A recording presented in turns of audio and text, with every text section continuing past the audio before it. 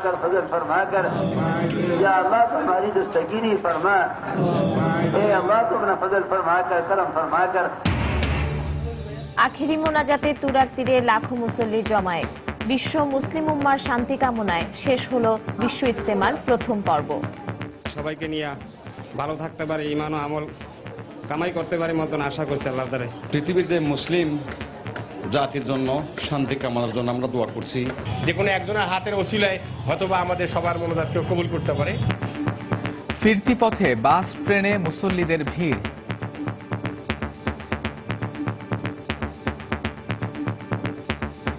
আমরা হলাম মনে করেন বয়স্ক মানুষ, এই কারণে সাথে যাইতে পারবো না। হয়তো ঘন্টায় ঘন্টা দিলে পারা ইস্তেমার জন্য আরো সুবিধা হতো। অন্তত নিচে 10 কিলো রাস্তা হাইটে আসছে, আবার 10 কিলো রাস্তা হাইটে যাইতেছে, কোনো ভোগান্তি না। এটা আল্লাহ পাকে নিয়ে আসছে, আবার নিয়ে দোয়া করে যাইতেছি, এটা আল্লাহ পাকের অশেষ মেহেরবানি। দেখছিলেন প্রধান শিরোনাম। সন্ধ্যার সময়ের সঙ্গে আছি আমি পারমিতা হিম এবং আমি কামরুজ্জামান মামুন। এবার অন্যান্য শীর্ষ সংবাদ।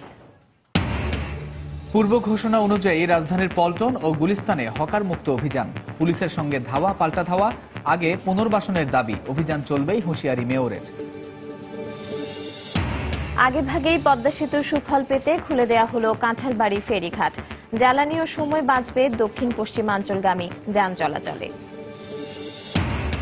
নারায়ণগঞ্জের আলোচিত 7 খুন মামলার রায় কাল। সর্বোচ্চ শাস্তির প্রত্যাশা স্বজনদের। 5 ফেব্রুয়ারির মধ্যে নিম্ন আদালতের বিচারকদের শৃঙ্খলা বিধি গ্যাজেট আকারে প্রকাশের নির্দেশ। আর কোনো ছাড় নয়, জানালেন আপিল বিভাগ। এবং উত্তরাঞ্চল সহ দেশ জুড়ে জেঁকে বসেছে শীত। ঘন কুয়াশা ও হিমেল হাওয়ায় বিপর্যস্ত জনজীবন। বাড়ছে ডায়রিয়া সহ ঠান্ডাজনিত রোগে আক্রান্তের সংখ্যা।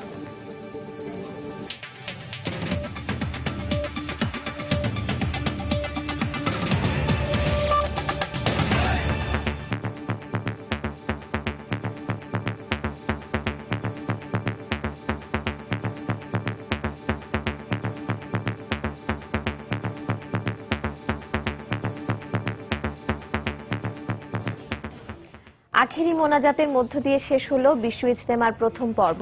আল্লাহর সন্তুষ্টি ও নৈকট্য লাভের আশায় 3 দিন ইবাদত বন্দেগীতে মশগুল ছিলেন দেশ বিদেশের ধর্মপ্রাণ লাখো মুসলমান। সকাল 11টায় আখেরি মোনাজাতের মধ্য দিয়ে ভাঙল 3 দিনের জমায়েত। এখন অপেক্ষা ইজতেমার দ্বিতীয় পর্বের জন্য। খান মোহাম্মদ রুমেলের রিপোর্ট।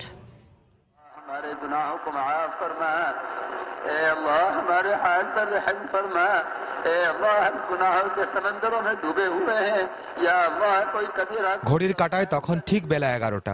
লাখো মুসলিমের পদভারে মুখরিত তুরাগপাড় থমকে যায় একটি ধ্যানে। স্রষ্টার সন্তুষ্টির আশায় সবাই হাত তোলেন তার দরবারে। আমিন আমিন ধ্বনিতে মুখরিত পুরো এলাকা। বিশ্ব মানবতার কল্যাণ, শান্তি, মাগফিরাত, নাজাত ও সমৃদ্ধি কামনায় পরম সৃষ্টিকর্তা আল্লাহর দরবারে নিজেকে সঁপে দেন সবাই। ইজতেমা ময়দানের পাশাপাশি রেল ও বাস স্টেশন, উন্মুক্ত রাস্তা সহ যে যেখানে ঠাঁই পেয়েছেন দাঁড়িয়ে কিংবা বসে অংশ নেন মোনাজাতে। প্রায় 35 মিনিট দীর্ঘ মোনাজাতে আবেগপ্রবণ হয়ে পড়েন মুসল্লিরা। আমরা এখানে আসছি হেদায়েতের জন্য। আমার নিজের জন্য আমি চাই, আমার দুনিয়ার যত মুসলমান আছে সবার জন্য হেদায়েত চাই। আমি আমার পরিবারজন নিয়ে সবাইকে নিয়ে ভালো থাকতে পারি, ঈমান ও আমল কামাই করতে পারি মতন আশা করছি আল্লাহর দ্বারা। আমি আল্লাহর কাছে চাইছি যে আমরা পৃথিবীর যে মুসলিম জাতির জন্য শান্তি কামনার জন্য আমরা দোয়া করছি। প্রথম দুদিনেই মুসল্লিদের পদভারে কানায় কানায় পূর্ণ ছিল 107 একর আয়তনের ইজতেমার মূল ময়দান। আর রোববার আখিরি মোনাজাতে অংশ নেওয়ার আশায় ভোর থেকেই দলে দলে আসতে থাকেন বিভিন্ন শ্রেণী পেশার মানুষজন। আখেরি মোনাজাতে আল্লাহর কাছে চাইছি যে আল্লাহ তাআলা যেন দুনিয়া থেকে আমল আর ঈমান করে মৃত্যুবরণ করে। আল্লাহর কাছে চাইলাম যে আমরা যে দুনিয়া আমাদের দেশে যাতে শান্তি বিরাজমান করেন। আল্লাহ যেন আমগরে মুসলিম হিসাবে কবুল করে। আগামী 20 জানুয়ারি থেকে শুরু হয়ে 22 জানুয়ারি আখিরি মোনাজাতের মধ্য দিয়ে শেষ হবে এবারের বিশ্ব ইজতেমার দ্বিতীয় পর্ব। বিশ্ব মুসলিম উম্মার কল্যাণ কামনায় শেষ হলো বিশ্ব ইজতেমার প্রথম পর্ব। আখিরি মোনাজাতে লাখো মানুষ আল্লাহর দরবারে হাত তুলে চাইলেন মুক্তি, চাইলেন ইহকাল ও পরকালের কল্যাণ। টঙ্গীর এই তুরাগতীর থেকে ইসলামের মর্মবাণী ছড়িয়ে পড়ুক বিশ্বের সবখানে, এমনটাই প্রত্যাশা সবার। খান মোহাম্মদ রুমেল, সময় সংবাদ, বিশ্ব ইজতেমা ময়দান, টঙ্গী, গাজীপুর। গণভবন থেকে বিশ্ব ইজতেমার আখেরি মোনাজাতে অংশ নেন প্রধানমন্ত্রী শেখ হাসিনা। গণভবনে উপস্থিত প্রধানমন্ত্রীর স্বজন এবং প্রধানমন্ত্রীর কার্যালয়ের ঊর্ধ্বতন কর্মকর্তারা মোনাজাতে অংশ নেন। টেলিভিশনে সম্প্রচারিত সরাসরি মোনাজাতের সঙ্গে তারা মহান আল্লাহর দরবারে হাত তোলেন। মোনাজাতে দেশ জাতির কল্যাণ ও সমৃদ্ধি কামনা করা হয়।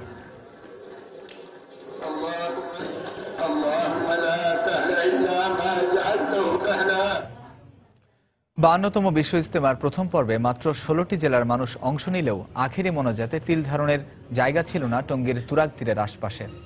ইজতেমার সুবিধার্থে আশপাশের রাস্তায় যানবাহন চলাচল বন্ধ থাকায় সূর্য ওঠার আগেই পায়ে হেঁটে লাখো মুসল্লি জড়ো হন ইজতেমা মাঠের চারপাশে। তাই ইজতেমায় আসতে কিংবা গন্তব্যে ফিরে যেতে ভোগান্তিতে পড়েন আগতরা। তবে শত দুর্ভোগের পরও আগত মুসল্লিরা বলছেন, মহান আল্লাহর সন্তুষ্টি অর্জনে বিশ্ব ইজতেমায় অংশ নিয়ে পরকালের মুক্তিই তাদের মূল লক্ষ্য। তাফসির বাবুকে সঙ্গে নিয়ে মাহমুদ রাকিবের রিপোর্ট।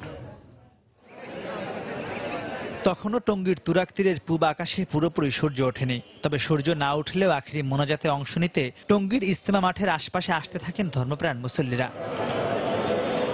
বেলা বাড়ার সাথে সাথে আগত মুসল্লিদের পদচারণায় ইজতেমা মাঠের পাশাপাশি মুখর হয়ে ওঠে টঙ্গী স্টেশন রোড ও এর আশপাশের কয়েক কিলোমিটার সড়ক। রাস্তায় জায়গা না পেয়ে নারী মুসল্লি সহ অনেকেই বিভিন্ন বাসাবাড়ির ছাদে জায়গা করে নেন মোনাজাতে অংশ নিতে। শুধুমাত্র হেদায়েত পাওয়ার আশায় এ ত্যাগ বলে জানান আগতরা। যে কোনো একজনের হাতের ওসিলায় হয়তোবা আমাদের সবার মোনাজাতকে কবুল করতে পারে। ঈমান আমল ঠিক করে আল্লাহর দিদার যেন পাই, ওই পাওয়া আল্লাহর দিদার পায়ে আমি যেন জান্নাত লাভ করতে পারি। আখেরি মোনাজাত শেষে লাখো মুসল্লি যে যেভাবে পেরেছেন সেভাবেই নিজ গন্তব্যে রওনা দেন। আশপাশের এলাকায় গাড়ি চলাচল না করায় ভারী মালামাল মাথায় নিয়ে পায়ে হেঁটে স্টেশনে যান তারা। যদিও মুসল্লিদের কণ্ঠে ছিল না কোনো অভিযোগ বা আক্ষেপের সুর। পায়ে হেঁটে যাবো, এটা কষ্ট না, দিন ধার্মিক আল্লাহর কাজে তো কষ্ট করতে হবে। গাড়ি ঘোড়া তো উঠায় তো খুব টাফ ব্যাপার, উঠা যাচ্ছে না। তাছাড়া 10 টাকার ভাড়া 50 টাকা চাই, কেউ আবার 100 টাকা চাই বসে থাকে। আল্লাহ সন্তুষ্টি অর্জনের জন্য আসছি ভাই, এটা কোনো কষ্টই না। একলে যাইতে তো কষ্ট হইবই, গাড়ি পাচ্ছি না, ওই জামজটের লেগে গাড়ি ছাড়ছে না। অন্তত নিচে 10 কিলো রাস্তা হাইটে আসছে, আবার 10 কিলো রাস্তা হাইটে যাইতেছে। এটা আল্লাহর রাস্তার জন্য আসছে, আল্লাহকে রাজি খুশির জন্য, আল্লাহ সন্তুষ্টের জন্য তো আমরা এখানে আসছি। আমাদের আর কোনো উদ্দেশ্য আছে? এদিকে বিভিন্ন স্টেশনে প্রয়োজনের তুলনায় পর্যাপ্ত যানবাহন না থাকায় জীবনের ঝুঁকি, শঙ্কা ও ভয় উপেক্ষা করে মন আর আত্মার শান্তি নিয়ে ট্রেনের ছাদে করে ঘরে ফেরেন মুসল্লিরা। সড়ক পথেও ছিল মানুষের ঢল। আমাদের তো এখন কষ্ট হলো, মৃত্যুর ঝুঁকি নিয়ে আমাদের যাওয়া লাগতেছে, গাড়ি ঘোড়া তো আমরা পাচ্ছি না। টিকিট নিচ্ছে কিন্তু এখন পর্যন্ত ট্রেন আসতেছে না। ছাদে তো যাইতেই পারবো না, কারণ আমরা হলাম মনে করেন বয়স্ক মানুষ। আল্লাহর কাজ করলে ভালো লাগে ভাই, এই জন্য আমরা ট্রেনে যেতেছি ভাই। শুধুমাত্র মহান সৃষ্টিকর্তার একটুখানি সান্নিধ্য লাভের আশায় দেশ বিদেশের বিভিন্ন প্রান্ত থেকে প্রায় অর্ধকোটি মুসল্লি জমায়েত হয়েছিলেন টঙ্গীর তুরাগ তীরের বিশ্ব ইজতেমা ময়দানে। তাদের বিশ্বাস, আখেরি মোনাজাতে অংশ নেওয়ার মাধ্যমে হয়তো জীবনে করা সব গুনাহ থেকে তারা মাফ পাবেন। তাই এখন নিজ নিজ গন্তব্যে ফিরে যেয়ে জীবনের বাকিটা সময় তারা কাটাতে চান ঈমান, আমল ও দ্বীন ইসলামের পথে থেকে। মাহমুদ রাকিব, সময় সংবাদ, গাজীপুর। পূর্ব ঘোষণা অনুযায়ী আজ থেকে শুরু হয়েছে ঢাকা দক্ষিণ সিটি কর্পোরেশনের ফুটপাতে অবৈধ দোকান উচ্ছেদ অভিযান। প্রথম দিনে অভিযান পরিচালনার সময় হকারদের সঙ্গে পুলিশের ধাওয়া পাল্টা ধাওয়ার ঘটনা ঘটে। হকারদের দাবি, উচ্ছেদের আগে পুনর্বাসন করতে হবে। এদিকে সিটি কর্পোরেশন বলছে, ফুটপাতে হকার মুক্ত না হওয়া পর্যন্ত অভিযান চলবে। রোববার দুপুর 12:30টার দিকে রাজধানীর পল্টন থেকে ঢাকা দক্ষিণ সিটি কর্পোরেশনের ভ্রাম্যমাণ আদালত শুরু করে হকার উচ্ছেদ অভিযান। এ সময় দৈনিক বাংলা মোড়, মতিঝিল ও এর আশেপাশের এলাকার ফুটপাতে হকারদের দোকান বুলডোজার দিয়ে গুড়িয়ে দেওয়া হয়। আমাদের একটা ব্যবস্থা করে দিয়ে তারপরে আমাদের একটা স্থান, নির্দিষ্ট একটা স্থান করে দেয়। দোকানটা ছিল 15,000 টাকা, গিলাস ছিল 5,000 টাকা, আর মালামাল ছিল প্রায় 10-15,000 টাকা। অভিযান পরিচালনার এক পর্যায়ে পল্টন মোড়ে বাংলাদেশ হকার ইউনিয়নের সদস্যরা বিক্ষোভ মিছিল নিয়ে সিটি কর্পোরেশনের গাড়ি লক্ষ্য করে ইট পাটকেল ছোড়ে। পরে পুলিশ পরিস্থিতি নিয়ন্ত্রণে আনে। দোকান কিন্তু খোলা ছিল না, তাহলে মেয়র মহোদয় বললেন যে সন্ধ্যার পরে দোকান চালু করতে, তাহলে তো তার কথা মতোই হকাররা কিন্তু প্রস্তুত আছে, কিন্তু কোন কারণে উনি ভাঙচুর করলো? যাতে মানুষ নির্বিঘ্নে সুন্দরভাবে চলাচল করতে পারে এবং যানজট বা জনভোগান্তি যাতে দূরীভূত হয়, সে কারণেই আমাদের এই প্রচেষ্টা মাননীয় মেয়র মহোদয় নিয়েছেন এবং তারই অংশ হিসাবে আমরা কাজ করে যাচ্ছি। এদিকে উচ্ছেদ অভিযান শেষে বিকেলে নগর ভবনে সংবাদ সম্মেলনে মেয়র সাইদ খোকন অভিযান চলবে বলে হুঁশিয়ারি দেন। গুলিস্তান এবং তার পার্শ্ববর্তী এলাকা সমূহে দিনের বেলায় হকার মুক্ত না হওয়া পর্যন্ত চলবে। এ ব্যাপারে ঢাকা দক্ষিণ সিটি কর্পোরেশনের অবস্থান পরিষ্কার, স্পষ্ট এবং কঠোর। এর আগে ৮ জানুয়ারি রাজধানীর যানজট নিরসনে ঢাকা দক্ষিণ সিটি কর্পোরেশনের পক্ষ থেকে অফিস চলাকালীন সময়ে ফুটপাতে হকার না বসার নির্দেশনা জারি করা হয়। তবে সন্ধ্যা ৬টার পরে হকার বসতে পারবে বলেও জানানো হয়। ফখরুল শাহীন, সময় সংবাদ, ঢাকা। সন্ধ্যার সময় আরো থাকছে। খুলনায় গ্রিল কেটে ঘরে ঢুকে কলেজ শিক্ষককে শ্বাসরোধ করে হত্যা। পরিকল্পিত না সাধারণ চুরির ঘটনা খতিয়ে দেখছে পুলিশ।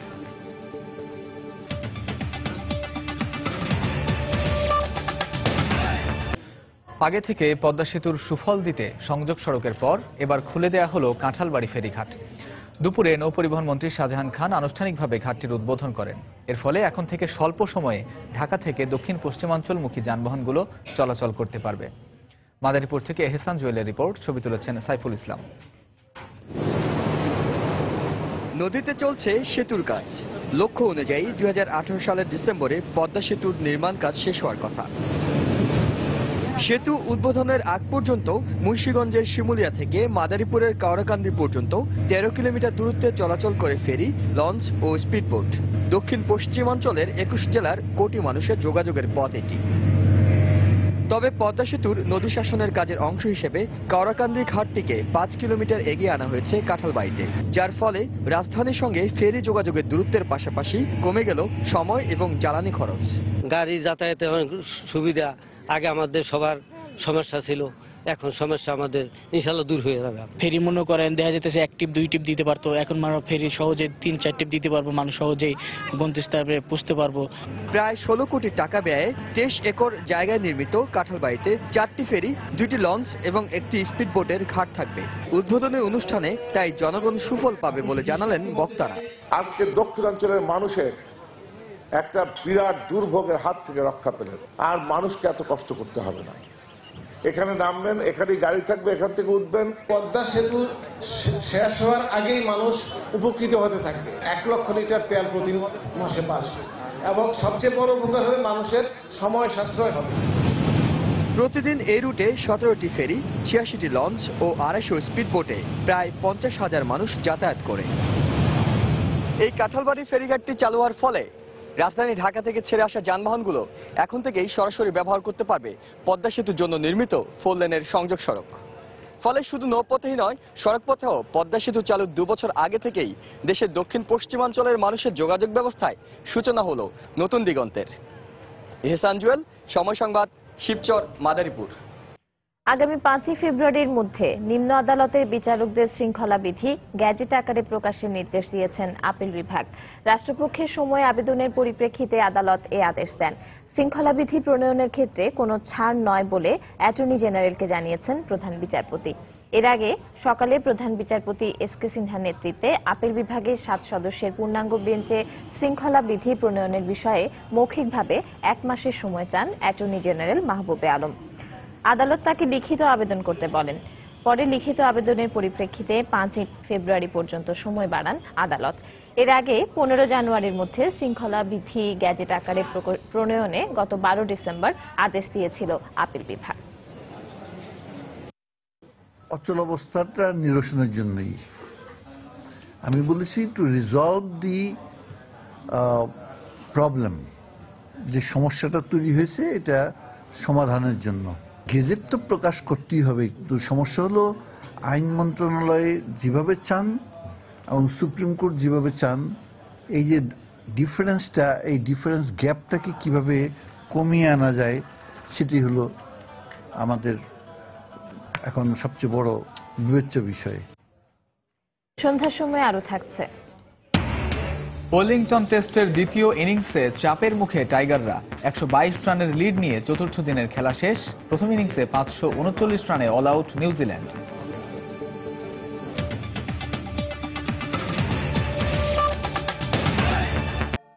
নারায়ণগঞ্জের আলোচিত 7 খুন মামলার রায় ঘোষণা করা হবে কাল। সাক্ষী ও যুক্তিতর্কে যথেষ্ট প্রমাণ রয়েছে দাবি করে আইনজীবী ও নিহতদের স্বজনদের প্রত্যাশা বিচারে আসামিদের সর্বোচ্চ সাজা হবে। তবে এজাহারভুক্ত 12 আসামি এখনো পলাতক থাকায় নিরাপত্তা নিয়ে শঙ্কার কথাও বলছেন স্বজনরা। নারায়ণগঞ্জ থেকে শওকত আলী সৈকতকে সঙ্গে নিয়ে আফজাল হোসেনের রিপোর্ট। 2014 সালের 27 April Dhaka Narayanganj link road থেকে অপহৃত হন নারায়ণগঞ্জ সিটির প্যানেল মেয়র নজরুল ইসলাম ও আইনজীবী চন্দন সরকার সহ 7 জন। অপহরণের 3 দিন পর শীতলক্ষ্যায় একে একে ভেসে ওঠে 7 জনের লাশ। বর্বরচিত এই হত্যাকাণ্ডে জড়িত থাকার অভিযোগে নারায়ণগঞ্জ সিটি কর্পোরেশনের তৎকালীন কাউন্সিলর নূর হোসেন সহ 6 জনকে আসামি করে ফতুল্লা থানায় হত্যা মামলা দায়ের করেন নজরুলের স্ত্রী। 2 সপ্তাহ পর আরেকটি মামলা হয় আইনজীবী চন্দন সরকারের পরিবারের পক্ষ থেকে। তদন্তের এক পর্যায়ে 7 খুনের সঙ্গে জড়িত অভিযোগে র্যাবের কয়েকজন কর্মকর্তার নাম উঠে আসলে দেশব্যাপী আলোচনা ঝড় ওঠে। নানা নাটকীয়তার পর উচ্চ আদালতের নির্দেশে 2014 সালের 16 ও 17 মে গ্রেফতার করা হয় র্যাবের লেফটেন্যান্ট কর্নেল তারেক সাইদ সহ র্যাবের 3 কর্মকর্তাকে। আর ভারতে পালিয়ে গেলেও 2015 সালের 3 নভেম্বর যশোর সীমান্ত দিয়ে বাংলাদেশ পুলিশের কাছে এই মামলার প্রধান আসামি নূর হোসেনকে হস্তান্তর করে কলকাতা পুলিশ। 21 আসামির দেয়া 164 ধারায় জবানবন্দি ও নানা সাক্ষ্য প্রমাণের উপর দীর্ঘ শুনানি শেষে মামলার রায়ের তারিখ ঘোষণা করেন জেলা ও দায়রা জজ আদালতের বিচারক সৈয়দ এনায়েত হোসেন। অপহরণ, খুন এবং গুমের যে আসামি যে পর্যায়ে অংশগ্রহণ করেছে সকল বিষয়গুলো অত্যন্ত সুচারুরূপে আজকে আমরা মনে করি প্রমাণিত হয়েছে। তাদের সকলে মৃত্যুদণ্ড প্রার্থনা করে আবেদন করেছে বিজ্ঞ আদালতের কাছে। রাষ্ট্রের সর্বোচ্চ আইন কর্মকর্তা ও দোষীদের দৃষ্টান্তমূলক শাস্তির প্রত্যাশা করেছেন। এটা একটি পরিকল্পিত হত্যাকাণ্ড এবং যে হত্যাকাণ্ডের সাথে যারা জড়িত আছে তাদের কাজ হলো মানুষের জানমাল রক্ষা করা, মানুষের স্বাধীনতাকে সেফগার্ড করা। তারাই যদি কোনো রকম এই অপরাধের সাথে জড়িত হয়ে যান সেটা সেই অপরাধ ক্ষমার অযোগ্য। এদিকে এজাহারভুক্ত অনেক আসামি এখনো ধরাছোঁয়ার বাইরে থাকায় নিরাপত্তা নিয়ে শঙ্কা প্রকাশ করেছেন নিহতের স্বজনেরা। আমরা রায় নিয়েও খুব ভয়, কিভাবে যাবো 16 তারিখে, এটা নিয়ে প্রচন্ড ভয় পাচ্ছি। আদালত যাতে তাদেরকে সর্বোচ্চ শাস্তি দেয়, এটাই আমাদের চাওয়া। 7 খুনের 2 মামলায় মোট 35 জন আসামির মধ্যে আটক আছেন 23 জন, পলাতক এখনো 12।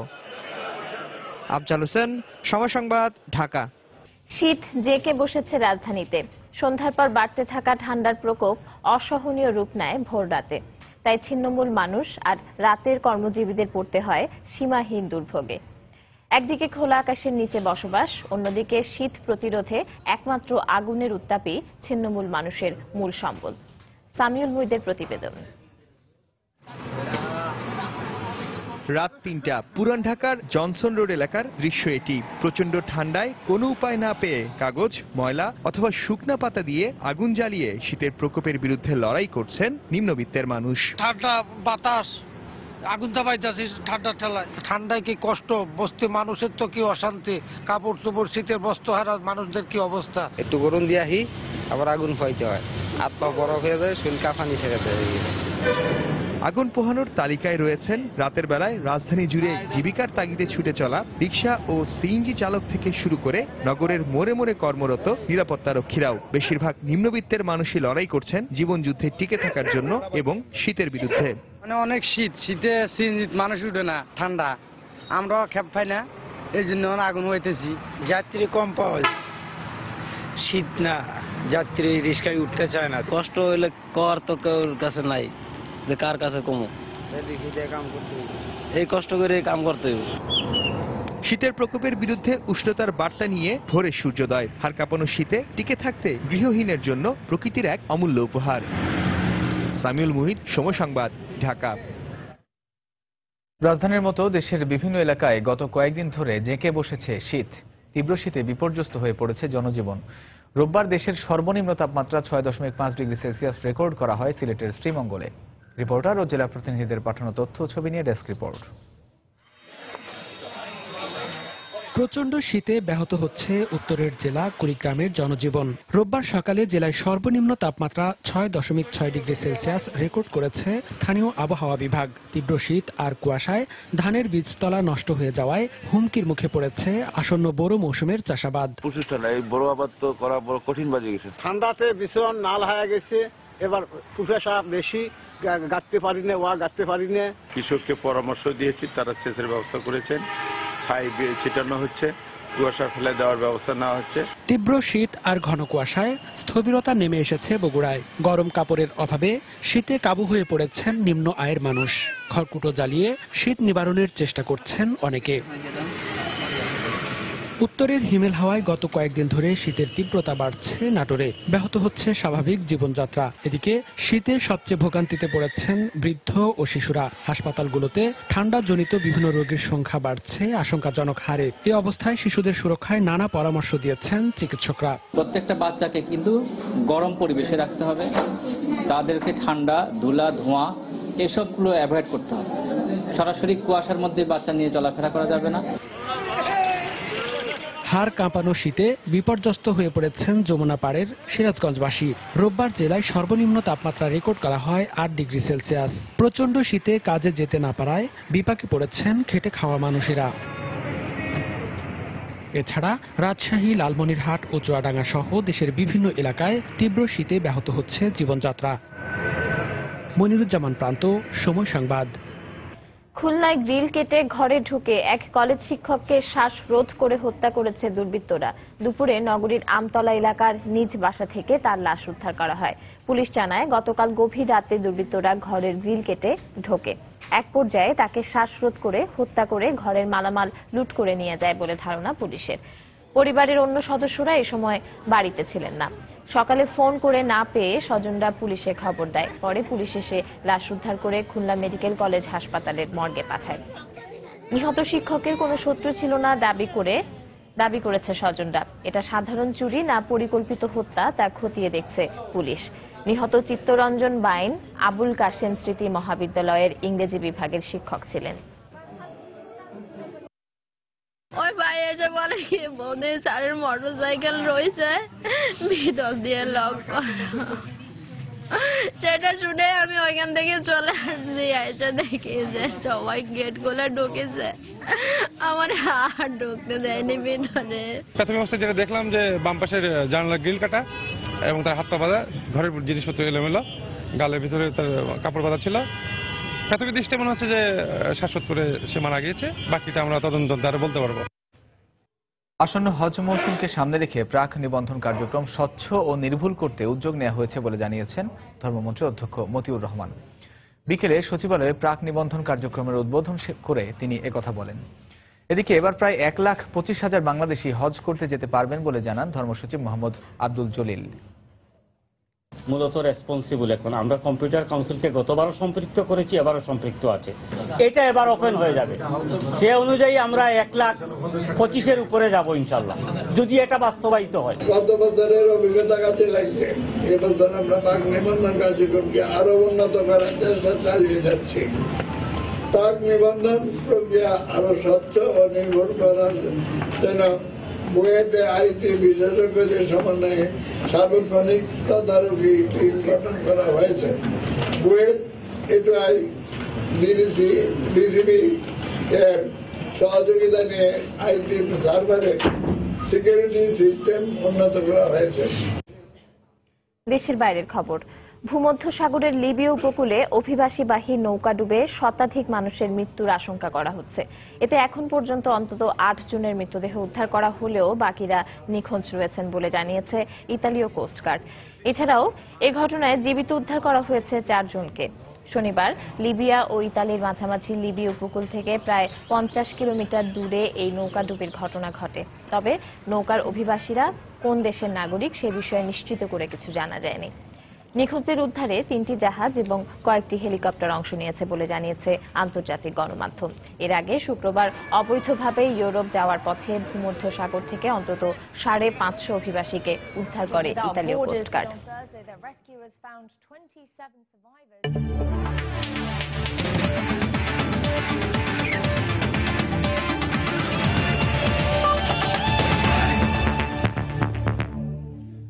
বাংলাদেশ নিউজিল্যান্ড টেস্ট সিরিজের খবর।